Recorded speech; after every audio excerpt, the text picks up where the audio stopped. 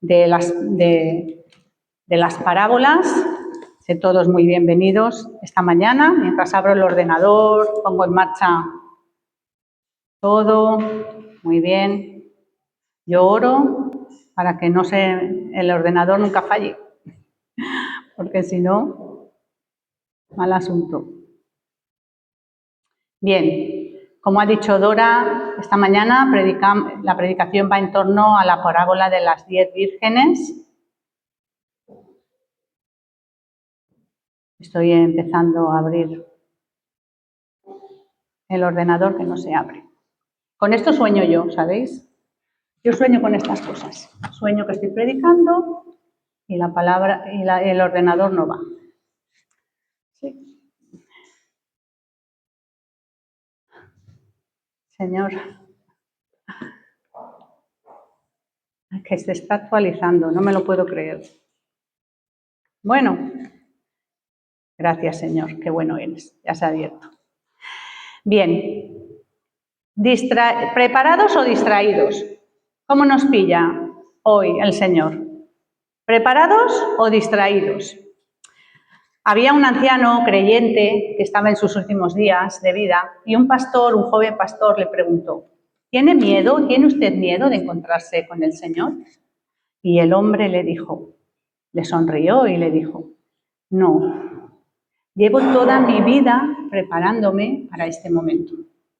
Marcos Vidal tiene una canción que se titula Cara a Cara, que os recomiendo que escuchéis. Porque un cristiano, en realidad, lleva toda su vida preparándose para encontrarse con Jesús en su reino. La respuesta que dio este hombre es una gran verdad. La vida cristiana no consiste en prepararse un día para Cristo, sino en vivir preparados continuamente para encontrarnos con el Señor. Y precisamente ese es el mensaje central de la parábola de las 10 vírgenes. Jesús nos recuerda la diferencia entre la prudencia y la insensatez. 5 vírgenes jóvenes prudentes, 5 jóvenes insensatas. Y no se manifiesta esta sensatez, esta prudencia en los momentos tranquilos de la vida, sino cuando llega la hora decisiva, Para entender mejor la parábola de las 10 vírgenes, que está comenzando el capítulo 25, tendríamos que leer todo el capítulo 24 anterior y ponernos en contexto de por qué Jesús dice lo que dice y por qué lo dice. El capítulo 24, si lo habéis leído alguna vez y después llegamos a la culminación en la parábola de las 10 vírgenes, en este capítulo 24 Jesús predice la destrucción del templo, dice y habla de las señales antes del fin y de la venida del Hijo del Hombre, para culminar, como digo, en esta parábola de las 10 vírgenes. Porque esta parábola no es solo otro buen ejemplo de la narrativa de Jesús, que era un maestro excelente, sino que pone de relieve la preocupación de Jesús por lo escatológico. No fue dada para satisfacer nuestra curiosidad sobre el futuro, esta parábola, sino para formar discípulos fieles en el presente. La pregunta no es ¿cuándo vendrá el Señor, hermanos? Porque venir vendrá. No, sino ¿estamos preparados para su venida? ¿Estamos preparados para la venida del Señor? La verdadera fe se demuestra mediante una preparación constante y diaria y perseverante mientras esperamos en la venida del Señor. Pronto se hacen visibles en esta parábola las diferencias entre estos dos grupos, de estas vírgenes jóvenes prudentes y jóvenes insensatas. Y aunque todas estas jóvenes tenían lámparas y esperaban la llegada del esposo, ¿verdad? Todas tenían lámparas y todas estaban allí esperando. No todas se prepararon de la misma manera. La parábola contrasta la prudencia y la imprudencia.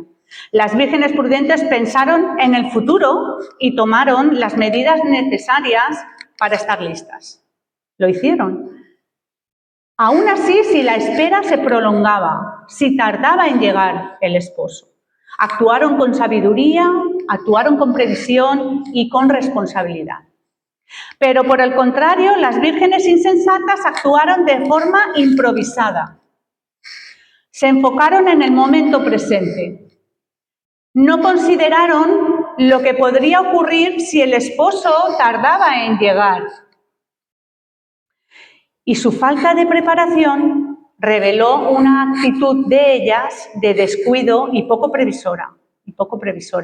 ¿Qué es lo que nos quiere decir Jesús de entre muchas cosas en esta parábola? De esta manera, Jesús nos enseña que la diferencia no estaba en el deseo de recibir al esposo, porque todas estaban allí queriendo recibir al esposo, ¿verdad? Y querían entrar en el festejo de las bodas. La diferencia no estaba en eso, sino en la manera de prepararse para la llegada del esposo, como veremos a continuación. Mientras unas tomaron decisiones responsables, reflexivas, fueron prudentes, las otras confiaron en la improvisación. La parábola nos recuerda que la vida de la fe nuestra requiere constancia, provisión y compromiso con el Señor, porque hay cosas, hermanos, que no se pueden resolver a última hora. Y nos lo deja bien claro el Señor aquí. En primer lugar, fijaos, primer punto, todas esperaban al esposo. ¿Todas lo esperaban? Sí, todas. Del versículo del 1 al 5 nos lo deja claro. Las bodas en la Palestina de Jesús no eran muy diferentes de las bodas de ahora, porque en ellas, ¿verdad?, participaban, era un evento familiar donde participaba la familia, los amigos. Se celebraba una unión no solo de personas, sino de familias en las bodas. Es eso, no solo se unen dos personas, se unen dos familias. Sin embargo, en aquella época, toda la comunidad, todo Alginet va a la boda de Pepito y Fulanita, todo Alginet, fijaos. Todos se incorporaban a los festejos de manera muy activa. Y es por ello que Jesús expone a este grupo de jóvenes vírgenes que estaban allí, que esperaban a participar de la boda, de las bodas, de los festejos de las bodas. Vamos a observar por un momento la simbología del texto, de la parábola, porque todo tiene su significado y aunque es verdad que no hay que enfatizar en esto, pero debemos saber el significado de todo para comprender mejor lo que Jesús nos quiso trasladar. Fijaos, por ejemplo, el esposo. ¿El esposo a quién representa? A Cristo. En el Antiguo Testamento Dios es presentado como el esposo de su pueblo, ¿verdad? Pero en el Nuevo Testamento también Cristo es identificado como el esposo ¿de quién? De la Iglesia. De la Iglesia. Las 10 vírgenes. Las 10 vírgenes representan a las personas que esperaban la venida del Señor, que esperan la venida del Señor, a esta comunidad de creyentes que somos, ¿verdad?, visibles, que nos vemos aquí, porque todos esperamos la venida del Señor. Todos esperamos la venida del Señor. Las lámparas. Las lámparas suelen entenderse como la expresión externa de la fe que profesamos, ¿de acuerdo? Es el testimonio de nuestra vida religiosa visible. Eso sería la lámpara, ¿de acuerdo? Todas tenían lámparas, lo que indica que externamente todas estaban esperando y preparadas. El aceite. El aceite es el símbolo que quizás es más discutido dentro de la teología del cristianismo, pero la interpretación tradicional evangélica dice que el aceite representa la realidad interior de la vida espiritual. El aceite es nuestra vida espiritual. Fijaos que es la obra del Espíritu Santo en nosotros, es nuestra fe genuina y es la comunión verdadera con Dios, de cada uno de nosotros, ¿de acuerdo?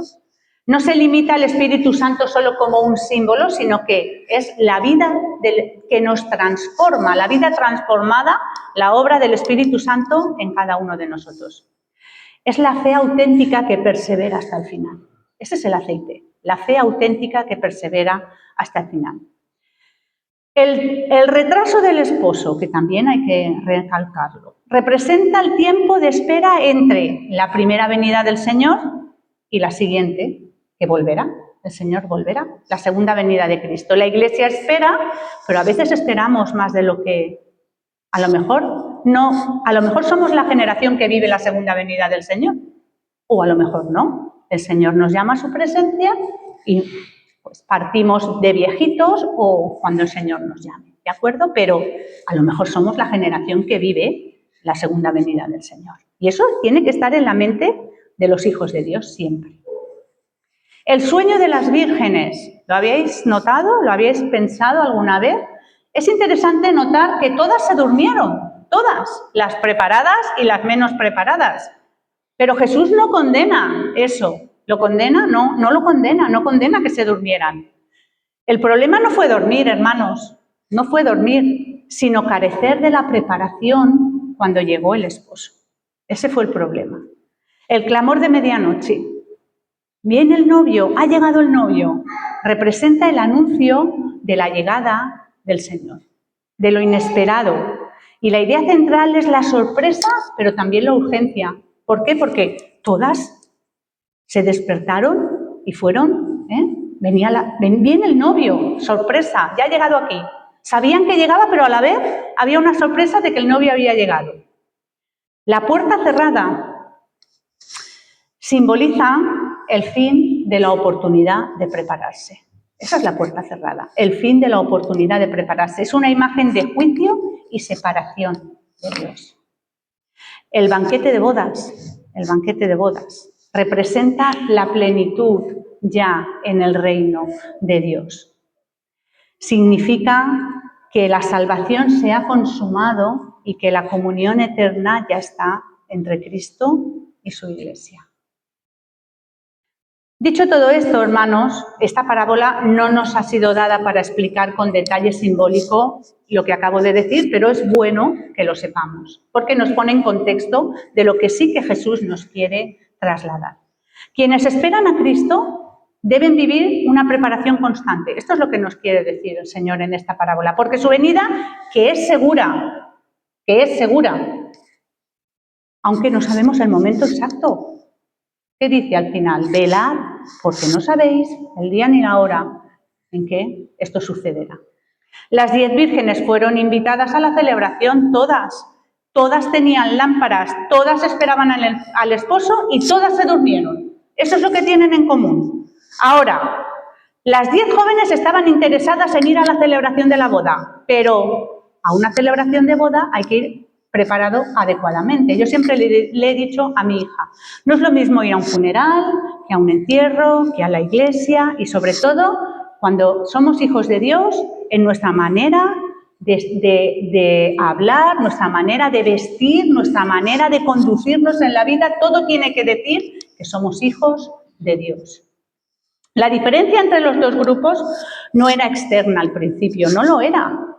Todas parecían prudentes y preparadas, ¿verdad? Pero pronto se hace visible que esto no es así, Aunque todas tenían lámparas y todas estaban allí esperando al esposo, no todas estaban preparadas de la misma manera. Así que las vírgenes prudentes pensaron en el futuro y tomaron las medidas necesarias, aunque la espera fuera prolongada.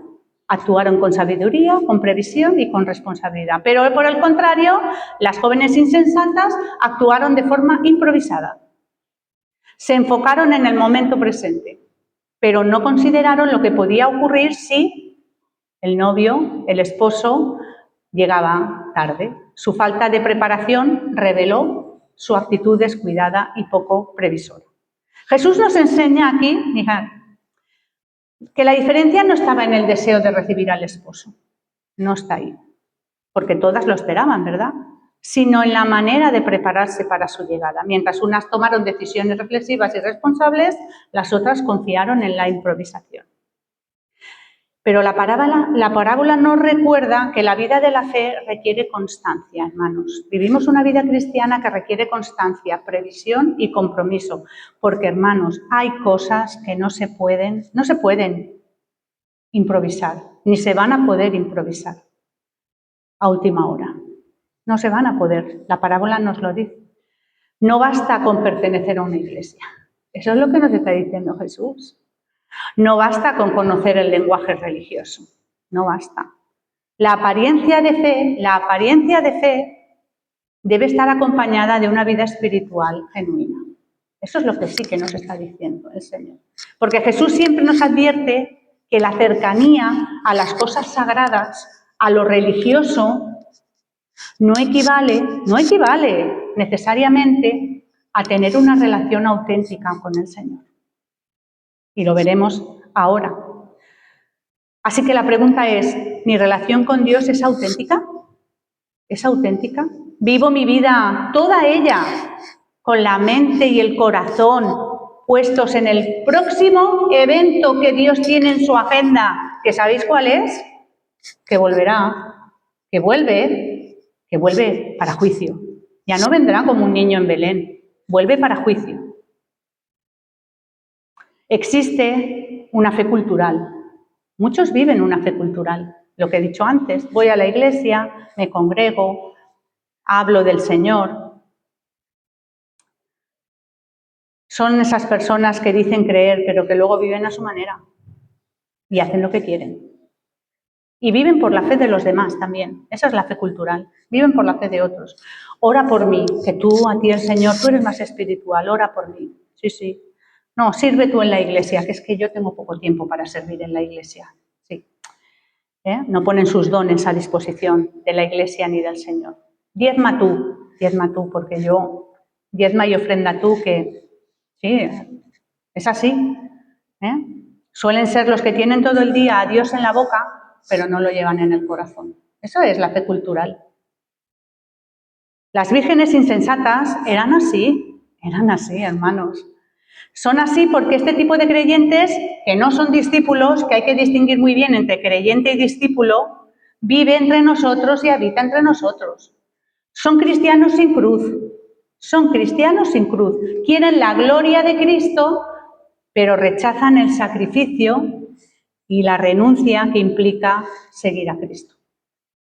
Viven su fe solo por los resultados. Estas son estas vírgenes. Permanecen mientras reciben bendiciones, permanecen en una iglesia mientras sacan lo que ellos quieren, permanecen al lado de una persona creyente mientras ellos sacan lo que ellos quieren, pero se alejan cuando llegan las pruebas. Son esos, que los hay.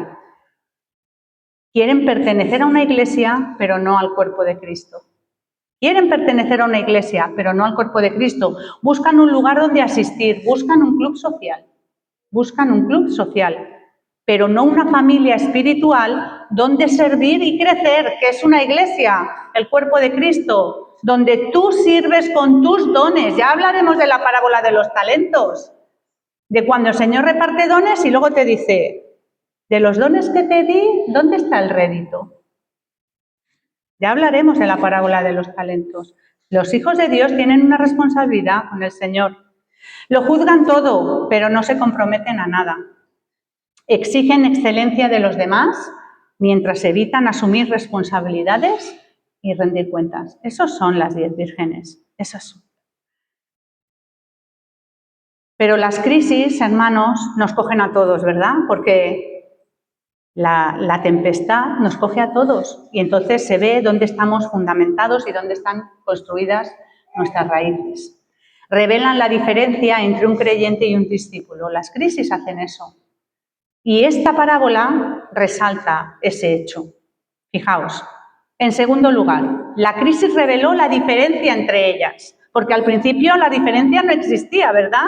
Como hemos dicho, pero ahora la crisis revela la diferencia. A medianoche, el anuncio del esposo. El esposo ha llegado y todas corriendo se despiertan, Te despiertas como cuando te despiertas a medianoche con un sobresalto, aturdida, no sabes dónde estás, qué ha pasado, pero las lámparas de las insensatas, ¿qué pasó cuando se anunció que el esposo había llegado? Comenzaron a apagarse. Las insensatas piden apoyo a las prudentes. Esto es muy interesante, este punto que voy a tratar. Pero las prudentes, ¿qué les dicen? No. Qué malas personas. Qué malas personas, qué malas cristianas. Qué malas cristianas. Les dicen que no. Dame de tu aceite para que yo pueda. Y les dicen, no, mejor ve tú y compra el tuyo. Qué malas personas. No hay mayor muestra de amor, hermanos y hermanas. No hay mayor muestra de amor de un hermano o una hermana y de estas vírgenes prudentes que les dijeron, ves y compra tu aceite, ves y compra tu aceite. Y no las engañaron. No las pretendieron hacer creer que podían alumbrar su vida con el aceite de otros, que es lo que muchos quieren hacer, alumbrar su vida espiritual con la fe de otros. A nadie nos gusta que nos confronten con nuestra realidad, a nadie. Y no queremos escuchar que nuestra lámpara está casi vacía. No queremos escuchar que nuestro aceite se está apagando y que debemos, cada uno de nosotros, buscar llenarlo. No queremos escuchar que estamos viviendo bajo mínimos. No queremos escuchar que te queda poco aceite en tu lámpara. Las crisis revelan nuestro verdadero carácter y lo que realmente existe en nuestros corazones y cómo está nuestra comunión con el Señor y nuestra relación con el Señor. Lo que hemos sembrado, dónde hemos construido, a quién hemos escuchado y a quién hemos seguido o estamos siguiendo. Eso es lo que hacen las crisis en nuestra vida. La preparación espiritual no se improvisa, hermanos. No se puede improvisar, porque cuando llega el momento decisivo, o tu lámpara está llena de aceite, o no hay nada que hacer. No hay nada que hacer. Fijaos, Agustín de Hipona, que sabéis que me gusta mucho, lo leo y me gusta mucho, uno de los padres de la Iglesia, dice que de esta parábola, el verdadero amor de Dios no puede prestarse ni transferirse a otras personas. Estoy totalmente de acuerdo, totalmente. La preparación espiritual debe cultivarse antes, no puede improvisarse en el último momento, no puede. Nadie puede comparecer ante Dios con la santidad o los méritos de otro, efectivamente. La fe salvadora es personal y no puede ser prestada por nadie. Tú y yo estamos aquí, si le hemos entregado nuestra vida a Cristo, porque hemos tenido un encuentro personal con Él. Y el que aún no le ha entregado su vida a Cristo deberá tener un encuentro personal e íntimo con Cristo. Ni tu madre que es cristiana, ni tu tío que es cristiano, ni tú. El Señor no tiene sobrinos, el Señor tiene hijos, no tiene sobrinos. La verdadera obra del Espíritu Santo en el corazón no puede sustituirse por una apariencia religiosa. Las vírgenes prudentes no niegan el aceite por egoísmo, hermanos, sino porque la fe, la comunión con Dios y la preparación para encontrarse con Cristo son realidades personales de cada uno de nosotros. No fueron egoístas las vírgenes. No dijeron, no, yo quiero mi aceite para mí, yo no te doy. Es que eso no era algo que pudieran transferir a otra persona.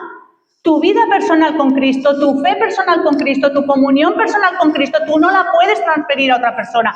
Tú puedes enseñarle el camino donde puede llenar su lámpara, pero tú no puedes darle de tu aceite a otra persona. Las insensatas estaban pidiéndoles a las prudentes algo que ni ellas, aunque hubieran querido, les hubieran podido dar. Yo no puedo darle a mi hija mi fe, darle a mi hija mi comunión con Dios, mi hija ha tenido que tener un encuentro personal con Cristo.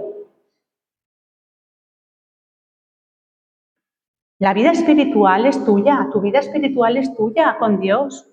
Tú puedes decirle al hermano, a la hermana, a una persona nueva que llega, ahí está la fuente donde puedes beber, ahí está el aceite donde puedes llenar tu lámpara para vivir. Pero no podemos. No fueron egoístas, fueron sinceros. A veces hay que hablar claro, hermanos, aunque duela a las demás personas. La prudencia es un valor indispensable en la vida, hermanos. La insensatez no es una cualidad, no. Aunque hoy en día parece ser que la gente cuando habla y es insensata, le da igual. La oración de ayer, lo que yo oré ayer, no me sostiene hoy. Hoy necesito volver a orar para ser sostenida hoy. Hoy necesito renovar el compromiso con el Señor porque tengo que decidir todos los días que sigo a Cristo. Todos los días el mundo me llama para que vaya y haga lo que Él quiere ese mundo. Todos los días. Yo tengo que renovar todos los días el aceite de mi lámpara. La vida espiritual requiere, como todo, cultivo continuo. Y hay disciplinas que nadie puede practicar por nosotros, porque hay experiencias espirituales, hermanos, que no pueden prestarse ni transferirse. En tercer lugar, la puerta se cerró. La puerta se cerró. Mientras las insensatas fueron a comprar aceite, creyendo que aún tendrían tiempo, porque esa es otra, pensamos que tenemos tiempo para todo en esta vida. La gente piensa que tiene tiempo para todo. Mañana oiré, como le decían a Pablo, mañana te oiré hablar de Cristo. Y menos cuando hablas de la resurrección, ahí es donde tropieza la gente. Mañana te escucharé. Mañana oraré, mañana haré mi devocional, mañana leeré la Biblia, mañana me acercaré más al Señor, mañana, porque creo que estoy un poquito frío, que me he alejado un poco, pero mañana. Y las prudentes entraron al banquete, ¿verdad? Pero las jóvenes insensatas se quedaron fuera. La prudencia les permitió lograr su objetivo, entrar en los festejos de la boda de el esposo, aunque no conocían la hora de la llegada, pero perseveraban, estaban velando y perseveraban. Y tras ellas, ¿qué pasó? Entraron las prudentes y ¿qué pasó? Se cerró la puerta. Mirad, los grandes teólogos han visto la puerta siempre como una imagen del momento en el que termina, porque hay una fina línea delgada que separa la gracia de Dios de su juicio. Un día escuché a un pastor que decía, mirad, Dios está así, está parando el juicio por gracia, por la obra de Cristo, que todos teníamos que haber muerto en esa cruz, pero lo hizo Cristo. Está así, parando el juicio y está diciendo, ven. Está diciendo, ven, a mi gracia, ven. Pero un día, esta mano se quitará y esta también.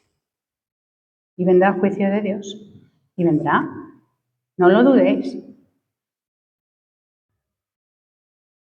La puerta cerrada representa el fin de la gracia para quienes no se prepararon. Mientras hay vida, la puerta está abierta, después ya no hay oportunidad de cruzar esa puerta. Ya no hay oportunidad de cambiar de condición espiritual. La misericordia de Dios tiene un tiempo que no debe darse por sentado, hermanos, porque es que en cualquier momento el Señor puede llegar.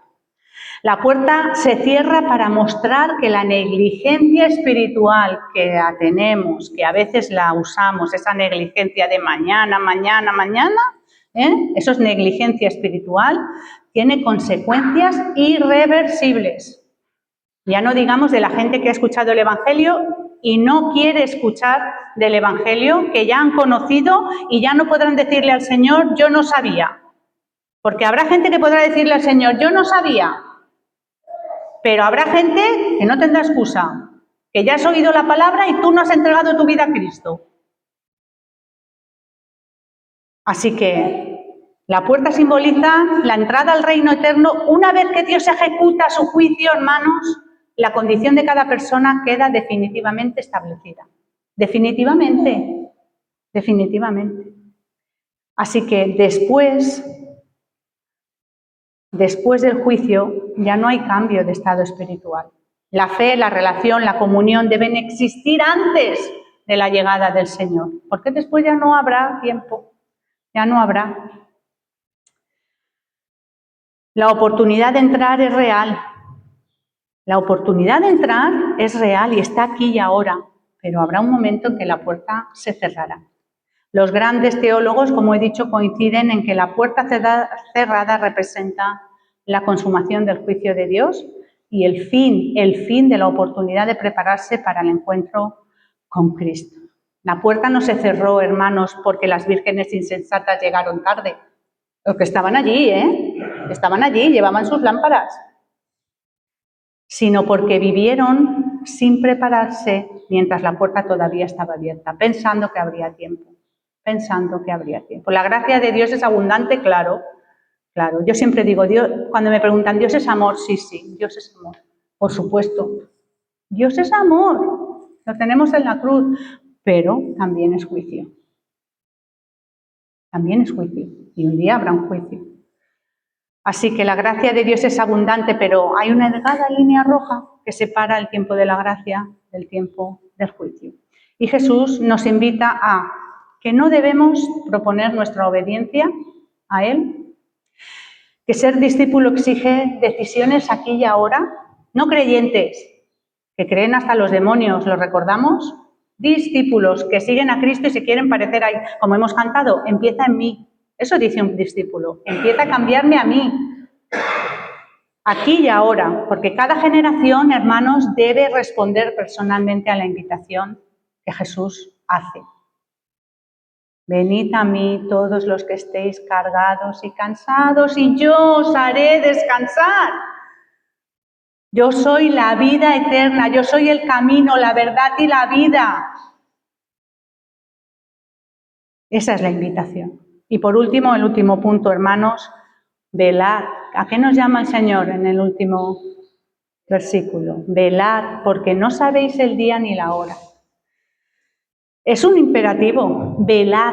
No si queréis velar, velad. Es un imperativo, porque será importante velar, mantenerse despierto. Jesús concluye con la exhortación clara, velad, permanecer despiertos, que no significa vivir con miedo, hermanos, velar no significa vivir con miedo, sino con fidelidad a Dios. Como el temor en la palabra de Dios no es miedo, es reverencia al Señor, ¿de acuerdo? Es mantener el corazón despierto, un corazón despierto, atento a lo que realmente importa, sin dejarse arrastrar por la indiferencia y la rutina, que hermanos, que todos tenemos vidas, que todos tenemos nuestros problemas, que todos tenemos nuestras cargas, nuestras luchas, nuestras pruebas, pues por supuesto, pero tenemos que perseverar con el Señor al lado, con el Señor al lado.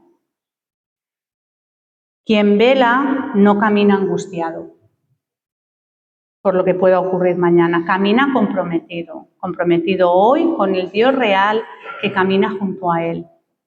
Dios camina con nosotros. Él es el que nos guarda, el que nos guía, el que nos consuela, el que está a nuestro lado. Eso yo no se lo puedo, eso lo tiene que experimentar una persona, por eso yo no puedo. Es como que tú me digas que te preste mi aceite, es que no puedo aunque yo quiera, eso lo tienes que experimentar tú en tu vida. Velar es permanecer firme cuando otros se distraen. Conservar la esperanza aun cuando las circunstancias no sean las mejores en nuestra vida. Y seguir avanzando, aun cuando el camino no esté completamente iluminado. Muchas veces decimos, no entiendo nada, Señor, aquí estoy, no entiendo nada, ¿qué hago aquí? No sé, muéstrame porque no veo. Pero en el camino de la fe, si nos acercamos a Cristo, siempre hay suficiente luz para caminar, porque lámpara es a mis pies tu palabra y lumbrera mi camino. Eso es lo que dice la palabra del Señor. Velar no es una actitud de inquietud, sino de confianza. No nace de la incertidumbre, sino de la convicción de que cada momento, hermanos, es una oportunidad, cada momento en nuestras vidas es una oportunidad para vivir dentro del propósito de Dios. Ya, pero es que estoy atravesando un momento que es un momento que es que de verdad, ¿qué momento? Ya, pues el Señor se glorifica en tu debilidad. ¿Quieres más claro?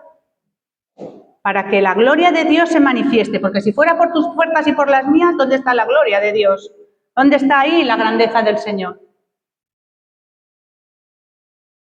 Velar es mantener una comunión constante con el Señor, viviendo en obediencia, sirviendo al prójimo, en la medida de nuestras fuerzas, permaneciendo firmes en la esperanza, y es una forma de fidelidad que transforma la espera en presencia y el tiempo en ocasión.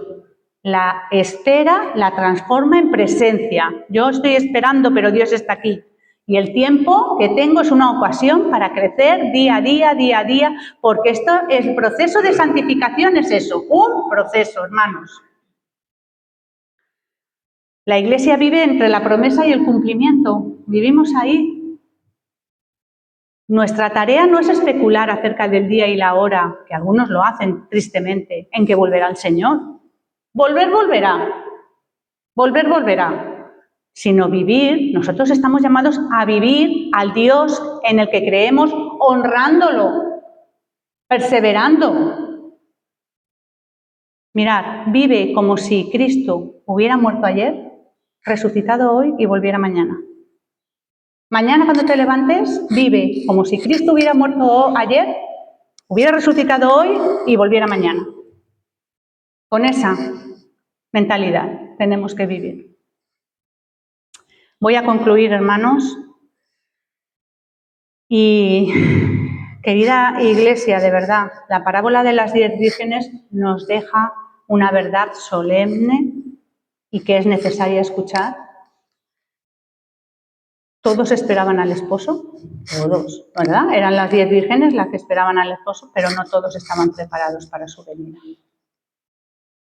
No todos estaban preparados. La diferencia no estuvo en la apariencia, lo hemos visto, ni en el conocimiento, ni siquiera en el deseo de participar en esa fiesta de las bodas del esposo. La diferencia estuvo en la preparación perseverante, día tras día, tras día, tras día, y en unas jóvenes que eran negligentes día tras día tras día. Jesús nos recuerda que la vida cristiana no se sostiene por impulsos momentáneos. Hoy siento que, pues hoy me muevo. Hoy no me siento porque las cosas me van mal, hoy no me acerco al Señor. Peor para ti, siento decírtelo, porque es cuando más necesitas a Cristo en tu vida, cuando peor te van las cosas. No se mueve por impulsos momentáneos, sino por una relación constante y genuina con Él. Y hay realidades espirituales, lo hemos dicho, que no se pueden improvisar, que nadie puede vivir por nosotros, nadie puede orar por nosotros de manera permanente, nadie puede creer por nosotros, nadie puede obedecer por nosotros, nadie puede sustituir nuestra comunión personal con Dios. Nadie. Hoy la puerta de la gracia aún está abierta, hermanos. Hoy aún está abierta. Hoy es tiempo de buscar al Señor, de fortalecer nuestra fe. Hoy. De buscar al Señor, de fortalecer nuestra fe, de cultivar nuestra vida de oración, de obediencia y de servicio. Hoy. Pero la parábola también nos advierte que llegará un momento en que la espera terminará y el esposo volverá. Eso es lo que nos advierte. Y entonces ya no habrá tiempo para prepararse. Ya no, sino de manifestar cómo hemos vivido y cómo estábamos esperando. Por eso la exhortación de Cristo sigue siendo con fuerza, velad, porque no sabéis el día ni la hora en que yo voy a volver. Velad. Y no significa vivir con miedo, como hemos dicho, sino con fidelidad. Eso es velar. Es vivir cada día con el corazón dispuesto, con la lámpara encendida y con el aceite de una fe auténtica alimentada ¿por quién? Por el Espíritu Santo. Que nadie salga de esta iglesia hoy, de verdad, hermanos, que nadie, no salgamos, yo me incluyo, por supuesto, no salgamos de esta iglesia confiando en una fe prestada, en una fe cultural, porque vengo los domingos a la iglesia, porque me congrego, porque me junto con estas personas que son cristianas, en una tradición religiosa. No salgamos de hoy así de aquí, confiando en una apariencia religiosa externa, porque los fariseos eran así. Que cada uno de nosotros examinemos nuestro corazón delante de Dios y respondamos personalmente a su llamado, porque Cristo viene, hermanos, Cristo viene. Hoy está más cerca que ayer. Su venida es segura. La pregunta no es cuándo vendrá, sino si estaremos preparados cuando Cristo venga o cuando Él nos llame a su presencia. ¿Estaremos preparados? ¿Nos pillará preparados o nos pillará distraídos? ¿Tenemos aceite en nuestras lámparas? ¿Estamos cultivando una fe que pueda permanecer encendida aun cuando la espera sea larga? Porque el Señor vendrá y bienaventurados serán aquellos que estén preparados para recibirlo. Pues que el Señor nos conceda la gracia de ser hallados entre aquellos, entre esas 5 jóvenes que sí se estuvieron preparadas y llevaron sus lámparas con aceite para que no les pillara el imprevisto de la llegada del esposo. Me gustaría terminar con la lectura de Apocalipsis 19, del 6 al 10, Apocalipsis 19, antes de empezar a tomar parte en esta preciosa celebración de la Santa Cena. Me gustaría terminar con Apocalipsis 19, los versículos del 6 al 10. Un libro, el de Apocalipsis, que me llena de esperanza. Cada vez que lo leo me llena de esperanza, hermanos. Dice así: y oí como la voz de una gran multitud, como el estruendo de muchas aguas y como la voz de grandes truenos que decían: aleluya, porque el Señor nuestro Dios Todopoderoso reina. Gocémonos y alegrémonos y démosle gloria, porque ha llegado las bodas del Cordero y su esposa se ha preparado, y a ella se le ha concedido que se vista de lino fino, limpio y resplandeciente, porque el lino fino es las acciones justas de los santos. Y el ángel me dijo: escribe, bienaventurados los que son llamados a la cena de las bodas del Cordero. Y me dijo: estas son palabras verdaderas de Dios. Y yo me postré a sus pies para adorarle, y él me dijo: mira, no lo hagas, yo soy consiervo tuyo y de tus hermanos que retienen el testimonio de Jesús. Adora a Dios, porque el testimonio de Jesús es el espíritu de la profecía. Vamos a orar y vamos a pedirle al Señor que nos ilumine y que seamos capaces de ser sensatos y llenar nuestras lámparas. Señor Jesús, en esta mañana hemos escuchado tu palabra que nos ha hablado al corazón, que nos ha advertido, que nos ha dicho lo que debemos hacer, la diferencia entre ser prudente y ser insensato. Y nosotros, estoy seguro, aquí todos queremos ser prudentes, llenar nuestras lámparas y seguirte todos los días, Señor. Ayúdanos a perseverar en esta vida cristiana, en esta carrera, como dice Pablo, de la fe, que es una carrera de constancia, de perseverancia. Señor, que no llegan los más rápidos, sino los que resisten, y nosotros queremos resistir. Señor, ayúdanos a que cada día velemos, oremos, pidamos, mantengamos una relación genuina contigo y te tengamos siempre presente en toda nuestra vida. Sea que vengan tempestades, sea que estemos en un puerto seguro, sea que tengamos trabajo, que no lo tengamos, sea que tengamos salud o no la tengamos, que tú seas siempre, Señor, el que ilumine nuestro caminar y el que llene nuestras lámparas, Señor Jesús. Te lo pido, Padre, en el nombre de Jesús y por el poder del Espíritu Santo. Amén.